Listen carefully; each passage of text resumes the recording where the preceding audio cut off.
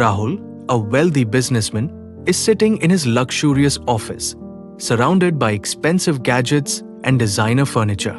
Despite his success, his face reflects deep dissatisfaction. One evening, while scrolling through social media, he comes across a post from his old college friend, Aman. The photo shows Aman in a small village, sitting with his family, smiling, and cooking on a traditional stove. The caption reads, "Life is simple, but full of joy." Rahul scoffs, thinking, how can he be happy in a village? He doesn't even have what I have. But somewhere deep inside, the image lingers in his mind. Curious and restless, Rahul decides to visit Aman's village. As he drives through the dusty roads, leaving behind the city chaos, he begins to feel something different, a strange calmness in the air. Upon reaching Aman's house, he is surprised to find it simple yet welcoming. There are no fancy decorations, no expensive gadgets, just a small house, a backyard with trees, and laughter echoing in the air. Aman greets him warmly. "Rahul, what a surprise. Come, meet my family." Rahul observes as Aman plays with his kids, helps his wife in the kitchen, and chats with the villagers like one big family. How can someone be so content with so little? He wonders. Later that evening, Rahul and Aman sit under a banyan tree, sipping tea. Rahul finally asks, "Aman, don't you miss the city life? The luxury? The money?" Aman smiles. "Rahul, I once thought like you. I chased wealth, worked endless hours, and believed happiness came from owning more.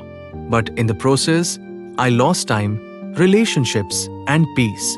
Here, I may have less, but I have everything I truly need: love, peace, and contentment." Just then, an old farmer sitting nearby overhears their conversation. He chuckles and says, "Son, a full stomach and a peaceful sleep are the real riches of life. The more you chase, the more restless you become." Rahul falls silent, reflecting on the words. The next morning, Rahul wakes up early and decides to explore the village. He sees children playing barefoot, laughing freely. He watches farmers working together in the fields, singing folk songs.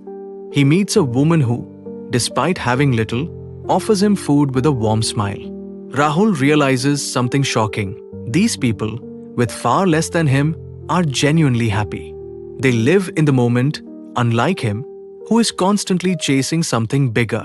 That night, as he lies on a simple cot under the starry sky, he feels a kind of peace he has never experienced before. Maybe happiness is not about what we have, but how we see life. Back in his city apartment, Rahul looks around. His penthouse feels big, but empty. His phone buzzes with work emails, but for the first time, he doesn't feel rushed.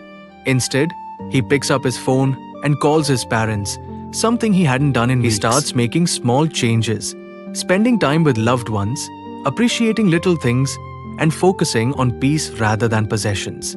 As he closes his eyes that night, he whispers to himself, "Happiness was always in my hands. I was just looking in the wrong place." Moral of the story: don't compare things. Accept what you have. Your happiness is in your hands.